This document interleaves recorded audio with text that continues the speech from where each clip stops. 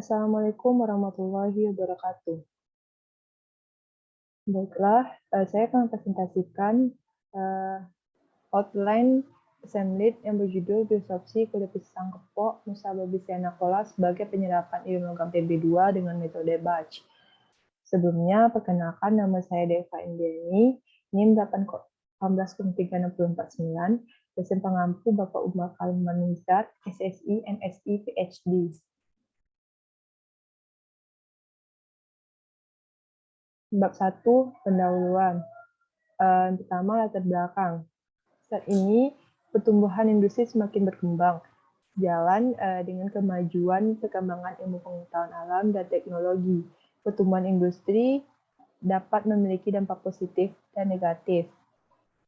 Salah satu dampak negatif dari perkembangan industri adalah meningkatnya volume limbah industri yang dapat mencemari perairan.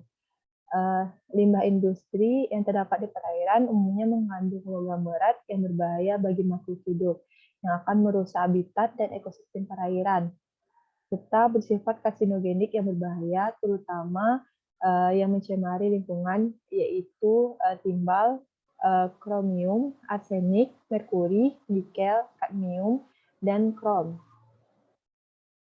Logam Pb2 adalah timbal atau timah hitam yang digolongkan sebagai bahan pencemar berbahaya karena memiliki toksitas tinggi. Logam timbal dapat masuk ke lingkungan melalui limbah industri seperti industri baterai, bahan bakar, pengecoran, ataupun pemurnian dan industri kimia lainnya. Menurut keputusan pemerintah tentang bahan baku mutu limbah cair bagi kegiatan industri logam, timbal yang diizinkan untuk dibuang ke lingkungan adalah sebesar 0,1 mg per liter. Proses pemisahan ion logam umumnya memerlukan biaya yang cukup besar dan mempunyai efektivitas rendah apabila diterapkan pada konsentrasi rendah. Oleh karena itu, alternatif pengolahan limbah logam berat yang efektif dan efisien serta ekonomis masih sangat dibutuhkan sampai saat sekarang ini. Salah satu metode yang dapat digunakan untuk mengatasi masalahnya yaitu biosopsi. Biosopsi merupakan metode alternatif untuk menghilangkan logam berat dari logam perairan karena menggunakan bahan biomaterial yang mudah didapat dan juga biayanya relatif murah. Dan biosorben yang digunakan pada biosopsi ini yaitu kulit pisang kepok. Di mana biosorben mempunyai kemampuan mengikat logam berat dari dalam larutan melalui langkah-langkah metabolisme atau kimia fisika. Kulit pisang kepok memiliki kemampuan dalam mengikat ion logam berat karena dalam kulit pisang terdapat berbagai gugus fungsi yang berperan sebagai gugus aktif seperti gugus hidroksil, gugus karboksilat, dan gugus amina. Lalu, kulit pisang kepok merupakan sumber lignin sebanyak 6% sampai 12%, pektin 10% sampai 21%, dan selulosa 7,6% sampai 9,6%, dan hemiselulosa 6,4% sampai 9,4%. Selanjutnya, tujuan penulisan, yaitu menjelaskan tentang kemampuan biosopsi ion logam Pb2 menggunakan biosorben kulit pisang kepok Musababiana cola.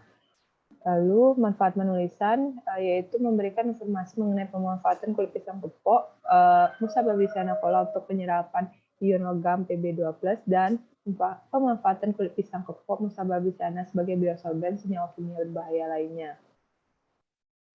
Lanjut ke bab 2, tinjauan pustaka. Logam Pb umumnya bersifat racun bagi makhluk hidup, meskipun ada juga yang dibutuhkan dalam jumlah kecil.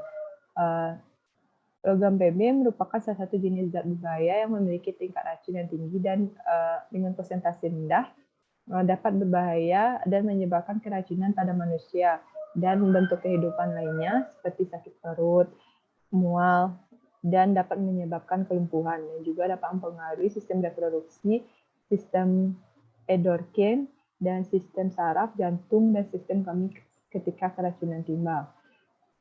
Logam Pb memiliki nomor atom 82, berat atom 207,2, titik lebur 327,4% derajat Celcius, dan berat jenis sebesar 11,4.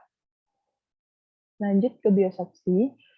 Biopsi yaitu teknik untuk menghilangkan ion logam dan polutan dari air limbah dengan menggunakan biomasa sebagai adsorben.